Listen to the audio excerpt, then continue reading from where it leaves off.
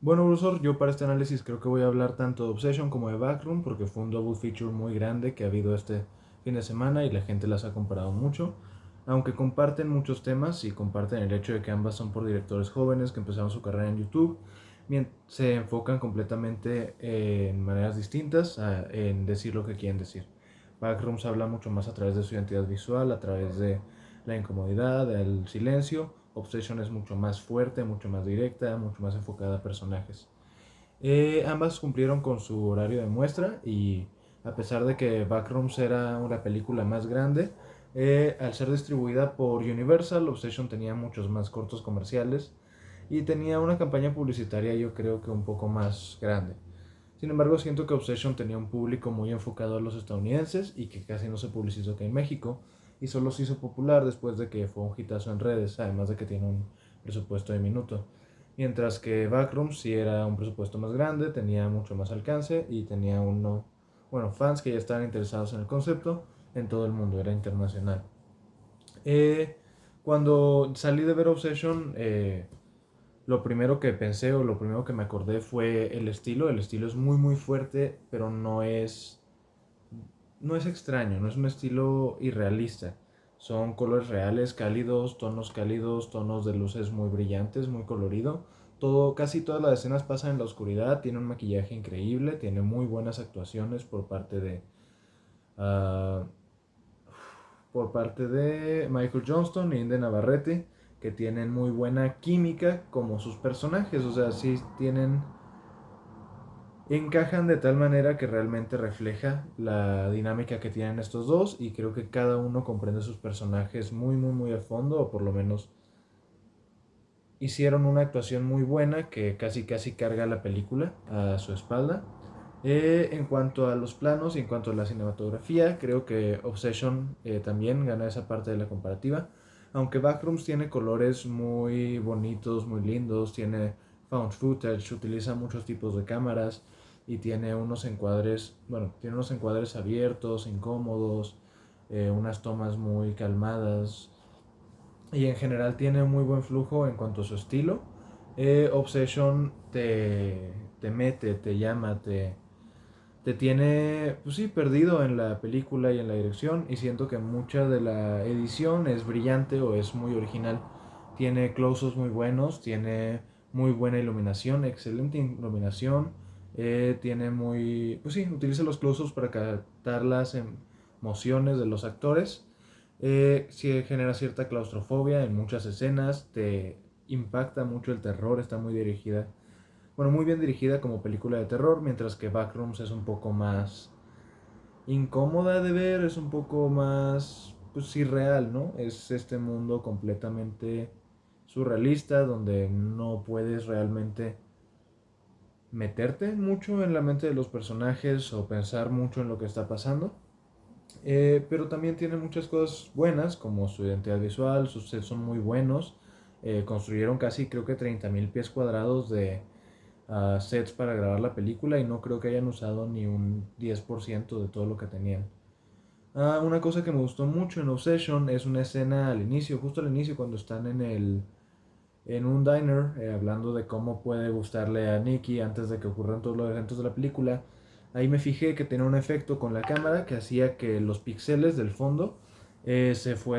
viera como pixelado. No se veía la gente, no se veía nada. Los actores estaban bien enfocados, pero todo lo de atrás se veía como un grid de píxeles. Y eso siento que fue un desenfoque que nunca había visto y que se me quedó muy marcado como lo hizo. Y esa originalidad en Obsession creo que le da un gran appeal y creo que también hace que sea muy fácil tomar las escenas de Obsession y ponerlas en redes sociales porque son muy únicas, muy bonitas, muy rápidas, muy rápida la película. Entonces creo que eso hizo que fuera muy clipeable y fuera muy fácil de publicitar.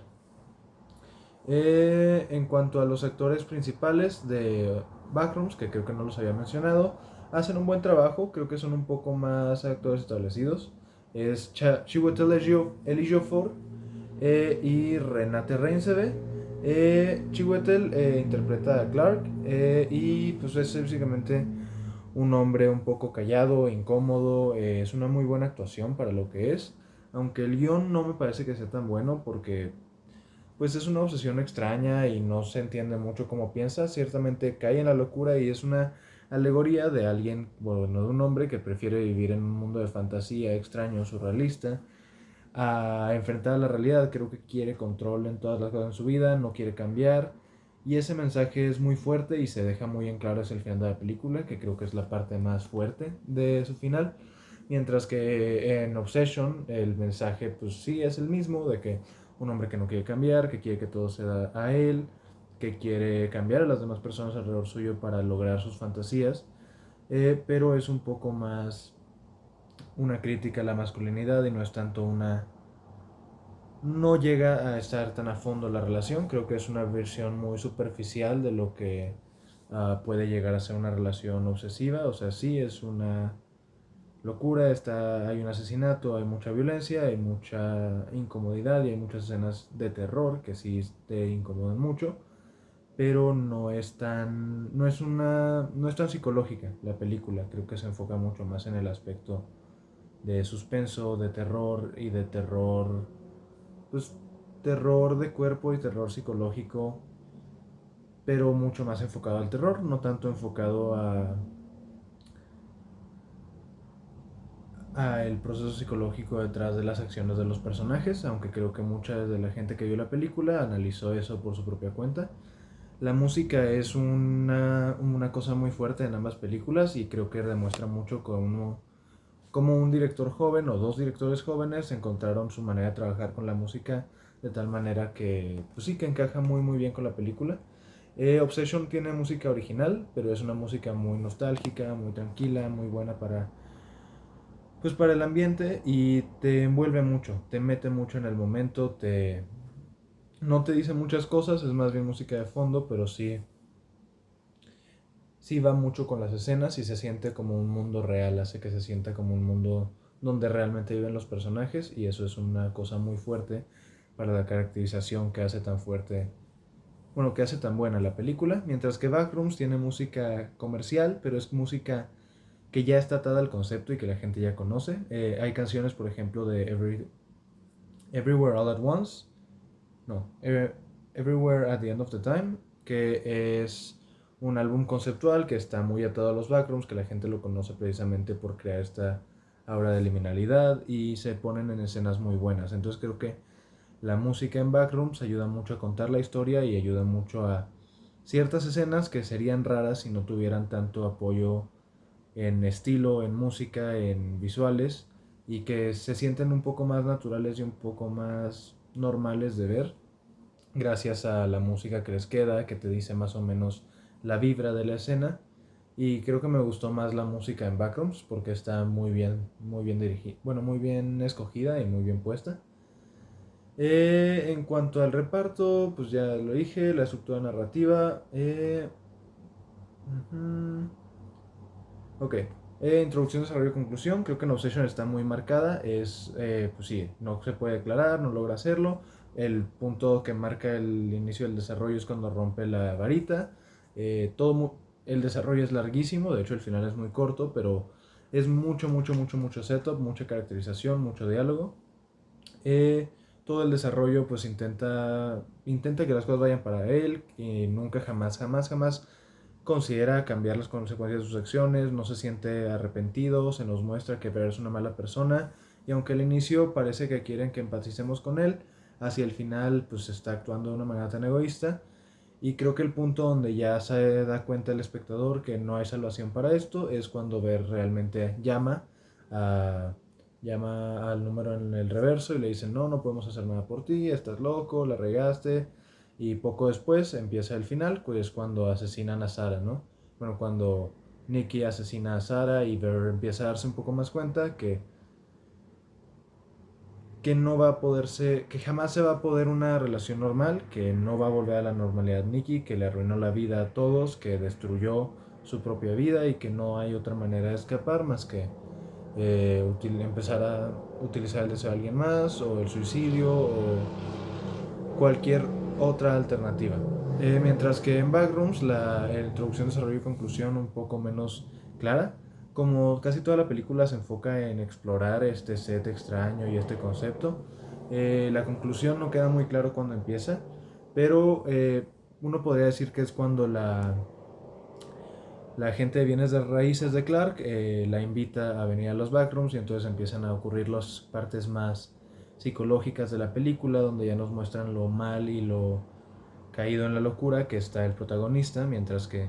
el inicio del desarrollo está marcado por el hecho de que encuentra estas backrooms y empieza a llamar a sus empleados para que vengan, para que lo ayuden a explorar y termina dejándolos morir sin ningún